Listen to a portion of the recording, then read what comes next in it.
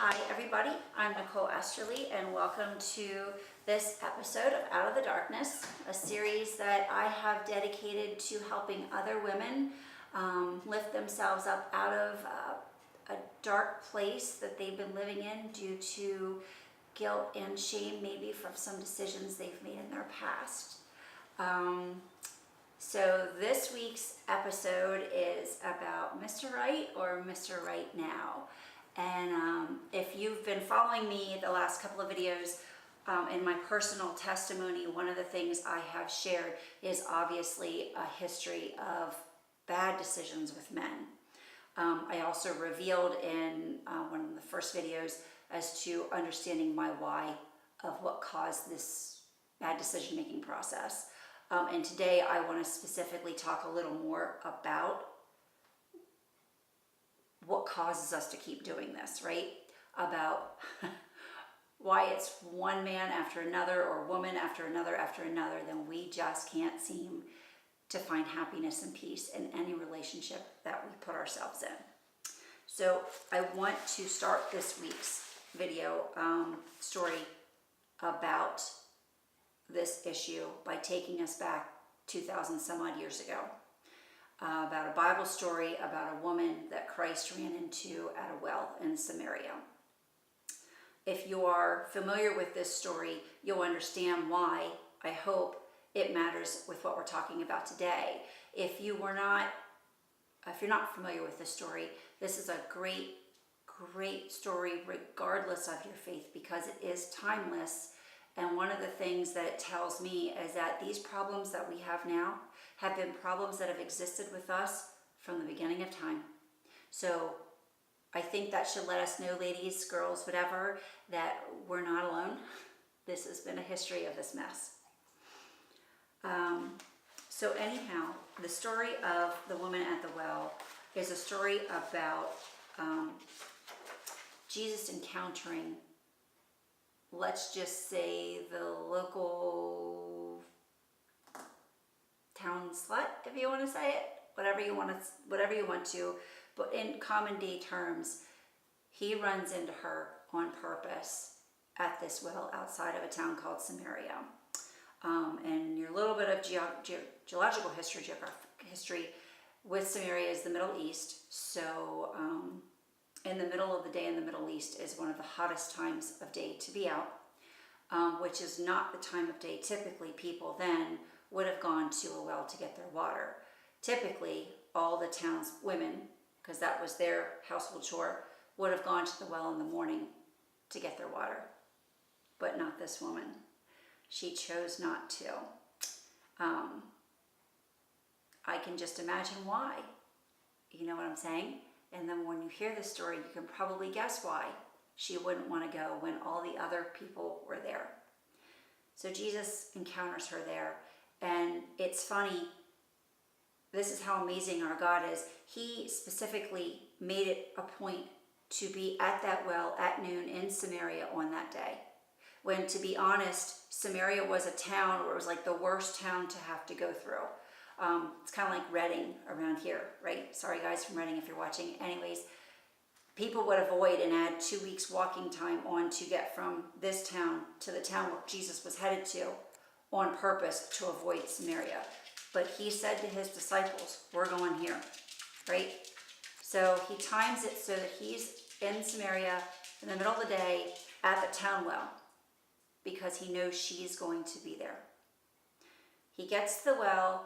She hasn't arrived yet. He says to his disciples, go, leave me, go to town, find some food, and meet me back here later. Because he wanted to be alone with her so that she would feel safe and secure in what he was going to do. She comes to the well and he says, I'm thirsty, can you give me a drink? And she was rather surprised because most people wouldn't have trusted Samaritans to do anything, let alone get them a drink of water, because they would have felt like they were being tainted or whatever. Anyhow, that's a whole other piece of biblical history that we don't need to worry about for this. But anyways, she says to him, why would you want me to get your water? And they start breaking into this conversation. And Jesus starts talking to her about the idea of this water that once you drink it, you'll never be thirsty again. and bread that he has to offer that gives you everlasting life, and you will never need anything else from that point on, right? This is sounding pretty good. I never have to go to the well again. And food, I'm never going to be hungry again. I want more of this. Yes, please. How do I get this? Go and fetch your husband, woman, he says to her. And I'm pretty sure at this point, her heart sank to her stomach. Because if I was her, the guilt and the shame would have just poured over me. And she looks at him and sheepishly, I believe she replies to him, I have no husband.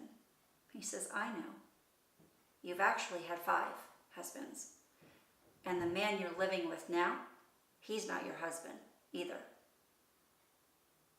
I'm sure that got her attention, because this man she never met before has no idea how he knows her and how he knows this. But he knows it nonetheless. He continues to talk. There's more dialogue between the two of them. But the thing that is so cool is what he says to her is, at this point, he says, go now and sin no more. He did not say you should be ashamed of yourself. He did not call her names. He did not call her out before the townspeople and have her stoned to death, which would have been rightfully done according to the laws of that time. None of those things were done. He knew all her junk, and all he did was say, go and sin no more. In other words, go and love yourself as I love you. Okay, that was 2,000 years ago. We still have this problem, right? That's why I thought this story was good. Anyways, I'm sure that woman and us as little girls never pictured ourselves growing up having the relationships with the men we've had relationships with. I'm sure she didn't grow up planning on having 5 husbands and then a potential 6th, right? Who did we picture ourselves with when we were little girls or boys? Like, who was our ideal spouse? Did we have one? If you were like me, I didn't have any hope of being loved growing up. I never dreamed of who my dream Prince Charming would be, because I honestly grew up not thinking I was going to ever have that. Anyways, but if you did have that dream, or the people that you've had relationships anywhere near who that Prince Charming was when you were a little child, I would venture to say not. Why's the difference? Or why, like me, didn't I even think myself possible to have love? Remember when I talked about in the last video about this litany of nasty things we tend to believe about ourselves when we have a broken past like ours? And when I talk about a broken past, it doesn't have to necessarily mean that you were harmed like I was as a small child. It could be that you came out of, parents were divorced at a young age, and maybe one of your parents wasn't in your life from that point on. Or you have parents that weren't even emotionally available to you growing up and didn't give you the emotional needs, didn't help you meet those emotional needs that you had growing up, okay? Those things that happen to us have a great deal to do with how secure or insecure we are as adult women now. And this is not, you go back and start blaming your parents for everything that you think they ever did wrong, because you know what? It was done to them too. It's been done for 2,000 years. We are humans and we screw shit up. We are never going to be perfect. That parenting is not a science. However, what is a science is understanding basic human needs and understanding that at any point in time, we have the choice of healing ourselves and filling those needs the right way. We'll talk about that in a minute. These things that we tell ourselves when we're broken, that we're no good, that we are worthless, that we're too far gone to be loved, to be cared for, to be respected. Well, I already had an abortion, so what good am I now? No one's gonna ever like me anyways, or I'm a piece of shit for that, or I'm a slut, or I'm this, or I'm that. I use that slut word a lot because that was a real popular word when I was in high school, so I apologize if that, doesn't make sense to you or you're not liking that, but work with me here, okay? What kind of relationships, if that's what you believe about yourself? And psychological theory says that what we tell our brain about ourselves and who we believe we are is what our brain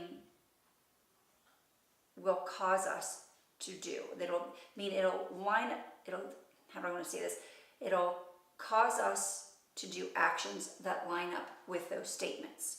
So if we're telling ourselves we're no good and we don't deserve, and this is all we should ever hope for, what kind of relationships are we going to seek out? Psychologically, it says we're going to be drawn, right, to things that help us stay within our comfort zone. And I know this doesn't seem right when I use the word comfort, but you are comfortable believing you're worthless. You are comfortable believing that you're no good and this is all you can ever hope for, or you're too far gone. You're comfortable with that belief. You've lived under that assumption, that lie, your whole life. It's comfortable. So you're going to seek out people that continue to confirm that within you. You aren't going to seek out men who treat you with respect. You're going to seek out men who use you. You're going to seek out relationships with men that confirm that all you think you are is X, okay? So just hear me on this. What you believe about yourself up here is going to create the actions in which you live your life by, even the relationships you seek out, okay? The other piece of this is there are some unmet needs going on. So we are not just seeking out relationships with people, friendships, whatever. We're seeking out relationships with people that make us feel accepted, that give us attention, that do anything that keeps us from feeling that emptiness inside, okay? So let's be honest and let's talk about the sexual piece for a second. And I'm going to bring this up because this was me and I'm not judging you, but I'm standing on the other side of this now and I hate seeing other women live this out. Spreading your legs for a man does not mean he loves you. And I know that's vulgar, but I'm just going to be real. Because I think sometimes that's the only way someone will hear you is if you talk like that to them. Do you really think a real man, a good man, would expect you to be intimate with them when you are not in a committed relationship, meaning married to them? Do you really think that by hooking up with some guy you just met on social media or at work or at a bar or whatever it is, actually loves you and hear you? Not this. Ask yourself that. And do you really feel good about yourself the next day? Is that something you're calling your mom and your dad and your friends and say, hey, I just hooked up with this guy last night that I only met this week, yesterday, last month, whatever? I would bet you're not. Anyways, would Prince Charming expect you to put out? I would say not. What you're actually doing is seeking attention. It's not the act of sex itself that you truly enjoy. Maybe you have a sexual addiction, I don't know, that can be very different, and that is something that can come out of a trauma-based childhood where you were molested, depending on how far that went down the road. But anyhow, most of the time, women who do this, when we do this, we're seeking attention and approval. And it's that attention and approval that lead up to the act that by the time we get to that bedroom door or the back seat or, God forbid, the bathroom stall, whatever it is, we are not in a position to say no because we're terrified that's going to get cut off. And we feel good about ourselves for a minute. It takes our mind off of all the negative thoughts we have, okay? So, see if this is making sense so far. That attention that we crave is to help fill those holes in us from whatever happened as a childhood, from whatever those emotional gaps are, okay, if you're following me. It doesn't work, by the way, because I would bet if you were like I was, that once you're in one of those relationships and the newness wears off and they don't find you so attractive, and it's kind of been there, done that with you in the bedroom, so it's not so exciting anymore, you've already got one hand on the door. Or you're already talking to someone else on Facebook or Snapchat or whatever other avenue you're using on your phone. Or you're flirting with some guy at the office or the UPS guy or whatever it is. Or maybe you're desperate to try to make this work because you don't want to have yet another failed relationship. So you're going to buy new clothes, a new outfit, change your hair. Maybe you're going to try the latest diet because maybe if I lose a little more weight or I gain some weight, so maybe that's why he's not paying attention to me, he doesn't love me, he's not, okay? Your brain's going 100 miles an hour for things that you feel like you need to do to get loved, to get what it really is attention. You shouldn't have to do anything to feel loved, okay? Anyways, it's an exhausting, vicious cycle, and it's one that you can get out of. It's that hamster wheel I keep talking about, and it's also that wheel of what you hear in your head. Those things wear you out and put you in a very lonely, dark place that you don't need to be in. The worst thing is now in this day and age, I feel like it's everywhere around us though as women, even if you didn't necessarily have a bad past, everything that we see on media, whether it's TV shows, hell, country music songs anymore, all they talk about is how a woman's supposed to look and the guy wanting to hook up with her right away. Really? I feel bad because George Strait is just the last great country music man ever, but that's a whole other thing. Regardless, I call bullshit. The media, the TV shows, all that stuff, what their image is to us, the constant image that gets shoved down our throats is we are only lovable if we fit a certain look or perform a certain thing, right? It doesn't talk to you about all the other things that you're lovable for. It only bases it on your desirability sexually is what it comes down to. There is so much more to you than that. And a real man knows that. A real man seeks out a woman who's got some stuff to her. So I'm going to talk again about the idea of the cross because I want to reevaluate the fact that when we have this brokenness and we're saying these things, we have a very screwed up idea of love. And if we're thinking we're getting love by seeking it in the arms of every other man that we can find, we definitely don't know what love is. So I'm going to go back to the idea of this cross, and I've done the last 2 videos, and I need you to follow me with this. What Christ did on that cross is love. And I'm not saying that to test a relationship, you have to see if a guy's willing to go and let himself get nailed to a cross for you, because that is a bit extreme. And although I'm pretty sure my husband would take a bullet for me, if we were in a situation like that, I wouldn't expect him to prove it. Please don't go around saying, I need you to do this to prove you love me. That definitely will get you, probably don't. Anyways, the idea is this. Christ went to bat for you. He knew all your junk, all your sins.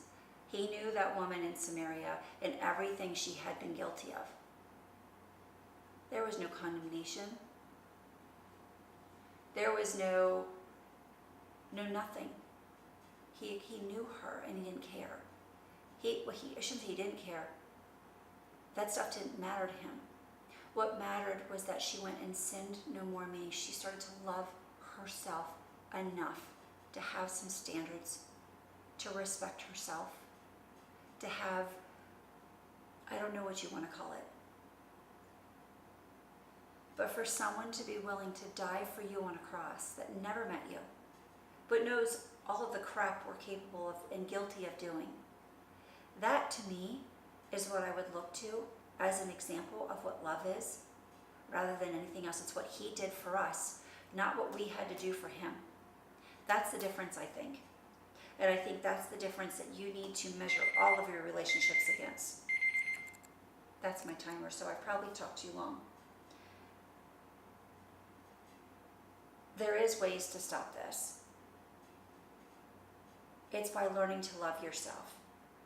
It's by learning to accept the woman in the mirror. And it's by learning to change what you believe about yourself. You are loved. You are more than enough. You are capable of doing amazing things. You are a good woman. You are beautiful. And you have so much to offer if you give that woman in the mirror a chance to shine. Start loving on her like you would be loving on somebody you want to have a relationship with. Buy yourself flowers. Go out to eat someplace nice. Take time for you. Take time to care about you. The more you do that, and the more you love and respect that woman in the mirror, the more respectable and loved she's going to be. And the more loved she's going to feel. And the more of this stuff starts going away. If you are not sure how to start, or you're still not capable of dealing with some of the stuff that's coming up, or that some of the stuff that's in your past, please drop me a message below. I would love to talk and I would love to help you. It kills me to see women living like I was. When I see this, I want to grab them and hug them. When I see posts from women I know who show that they've recently been punched in the face by the Mr. Wonderful they're currently dating, I just get sick. Because they're living that life that I was living. And there's no reason for it. I'm hoping that what I'm saying is hitting home with some of you. And I'm hoping you're willing to start to take these chances and start to focus on you. Drop me a message if you want to talk. I'll be happy to listen, even. If you want to know more about my faith and the peace, the love, the forgiveness, the grace, and the freedom that Christ has to offer, please, I'll be happy to share with you. I will pray with you. I can direct you to other people who can help you through this process too. But please don't stay where you are. Thank you for watching. And if you like what I have to say, please subscribe and like my video and share it with others you think this can help. Until 2 weeks from now, have a great week. I love you all, and goodbye.